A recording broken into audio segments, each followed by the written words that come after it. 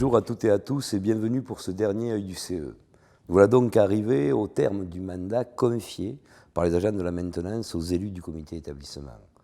Il me paraissait important de conclure nos films de l'œil du CE en ne laissant pas le dernier mot au président Brotte qui, par voie de communication interne, s'est adressé à toute entreprise en menaçant nos élus, vos élus, d'une mise en examen pour diffamation. Heureux à lui de s'en être avisé. Je le répète ici, la théorie des singes est un choix de management qui ne convient pas au travail humain.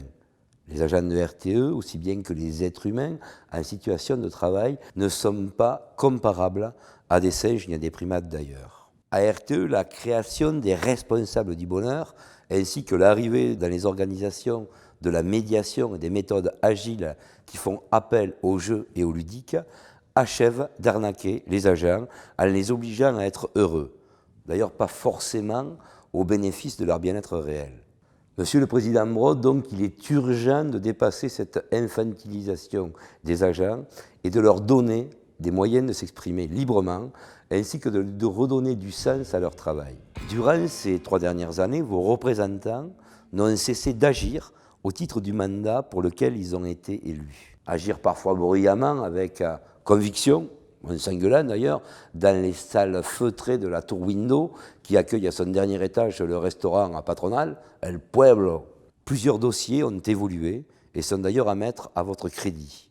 Vous les agents qui n'avez rien lâché, mais aussi à celui de vos représentants qui ont porté avec force vos revendications. Le logement des agents d'astreinte a été un dossier phare du CE, où nous avons mobilisé pas mal de moyens. Si aujourd'hui tous les logements de RTE ne sont pas dignes d'accueillir des familles d'agents et que de nombreuses inégalités de traitement subsistent, ce dossier est désormais instruit et expertisé.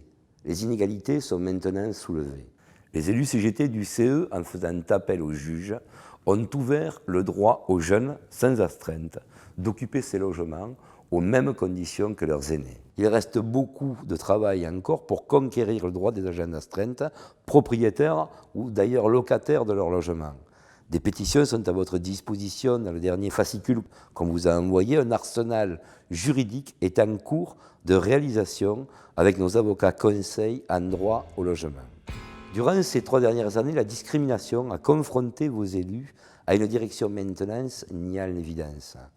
L'expertise du CE sur l'égalité réelle a fait prendre conscience au RH qu'il était nécessaire d'élargir ou de diversifier le recrutement des jeunes.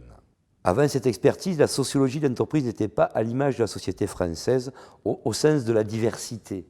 L'est-elle d'ailleurs aujourd'hui? Pas assez pour les uns, d'après ce que j'entends, trop pour les autres.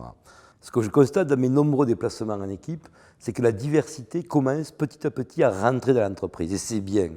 Mais où en serions-nous sans les fâcheries des élus? Était-il acceptable qu'un chef d'équipe possède sur son portable professionnel, en guise de sonnerie, un appel à la prière suivi d'une rafale de tirs? Non, pour les élus. Non, c'est dégueulasse.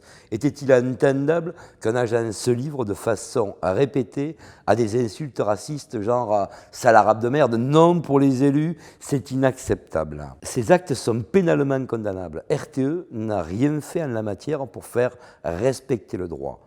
Vos élus ont fait appel à un attaché au procureur de la République afin de pallier l'inaction de nos directions. Mais chez RTE, la violence de la discrimination se niche aussi dans les carrières des femmes et leur rémunération, dans l'embauche et la reconnaissance du handicap, dans les violences sexuelles. Notre chère direction reste arriérée sur les sujets du handicap. Bien entendu, la maintenance n'a aucune réticence à embaucher un handicapé, à condition, bien sûr, qu'il parle 4 langues, il n'a aucun problème d'intégration et pourquoi pas un parasol vert. Du travail sur les discriminations reste encore à faire. Oui, il existe bien des discriminations à la maintenance. La preuve en est qu'un collectif de 27 agents a décidé de saisir un juge pour faire reconnaître les discriminations dont ils se pensent victimes.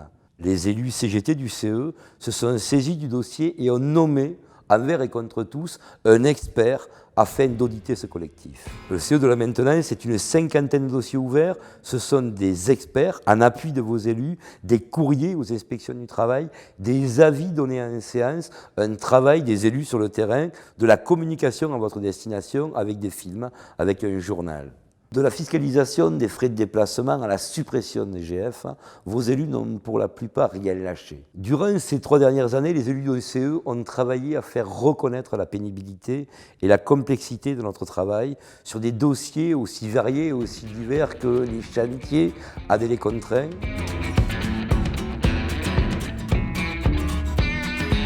la traçabilité de l'exposition aux agents chimiques, CMR,